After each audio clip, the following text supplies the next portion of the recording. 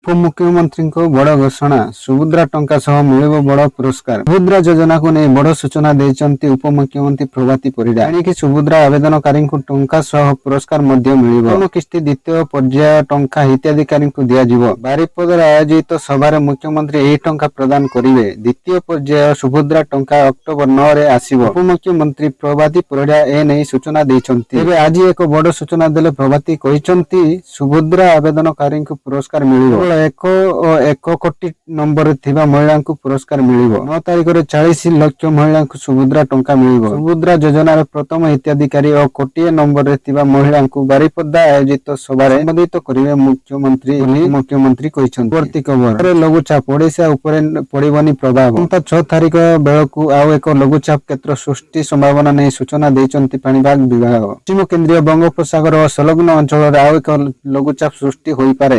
କେନ୍ଦ୍ରୀୟ ବଙ୍ଗୋପସାଗର ଓ ସଂଲଗ୍ନ ଥାଇଲାଣ୍ଡରେ ମଧ୍ୟ ଆଉ ଏକ ଲଘୁଚାପ ସୃଷ୍ଟି ହୋଇପାରେ। ଓଡ଼ିଶା ଉପରେ ଏହାର ପ୍ରଭାବ ରହିବନି ବୋଲି ବରିଷ୍ଠ ପାଣିପାଗ ବିଶେଷଜ୍ଞ ପ୍ରଫେସର ଡକ୍ଟର ସୁରେନ୍ଦ୍ରନାଥ ପଶୁପାଳ ଏହି ପୂର୍ବାନୁମାନ କହିଛନ୍ତି। 3 ଦିନରେ ବାଂଲାଦେଶ ଓ ଉତ୍ତର ପୂର୍ବ ଭାରତ ବର୍ଷା ସମ୍ଭାବନା ଅଛି। ଅକ୍ଟୋବର 6 ତାରିଖରେ ପଶ୍ଚିମ କେନ୍ଦ୍ରୀୟ ବଙ୍ଗୋପସାଗରରେ ଏକ ଲଘୁଚାପ ସୃଷ୍ଟି ହୋଇପାରେ। ଏହା ଆନ୍ଧ୍ରପ୍ରଦେଶ ଓ ତେଲେଙ୍ଗାନା ଓ ଦକ୍ଷିଣ ଆନ୍ଧ୍ରରେ ବର୍ଷା ହୋଇପାରେ। ଏହି ଲଘୁଚାପର ପ୍ରଭାବ ଓଡ଼ିଶା ଉପରେ ପଡ଼ିବ ନାହିଁ ବୋଲି ପାଣିପାଗ ବିଶେଷଜ୍ଞ ପରାମର୍ଶ ଦେଇଛନ୍ତି। ଅଣସଂଗଠିତ କ୍ଷେତ୍ରରେ ଶ୍ରମିକମାନଙ୍କୁ ସହାୟତା କରିବା ପାଇଁ କେନ୍ଦ୍ର ସରକାର ପରିବର୍ତ୍ତନଶୀଳ ମହଙ୍ଗା ଭତ୍ତାକୁ ସଂଶୋଧନ କରି ସର୍ବନିମ୍ନ ମଜୁରୀ ହାର ବୃଦ୍ଧି କରିଛନ୍ତି। ନିର୍ମାଣ କାମ, ପରିବହନରେ ନିୟୋଜିତ ହେଉଥିବା ଶ୍ରମିକ, ପରିମଳ ବିଭାଗ, ଖଣି ଓ କୃଷି କ୍ଷେତ୍ର କାମ କରୁଥିବା ଶ୍ରମିକଙ୍କ ପାଇଁ ଲାଗୁ ହେବ ଏହି ନୂଆ ନିୟମ। ଅଣକୁଶଳୀ, ଅର୍ଦ୍ଧକୁଶଳୀ ଓ ଅତି କୁଶଳୀ ଶ୍ରମିକଙ୍କୁ ମିଳିବ ଏହି ମଜୁରୀ। କେନ୍ଦ୍ର ସରକାର ଏଥର ରାସନ କାର୍ଡ ଏହି ଜିନିଷ ନ କରିଥିଲେ ଆପଣଙ୍କୁ ଲିଷ୍ଟରୁ ନାଁ କଟିଯିବ।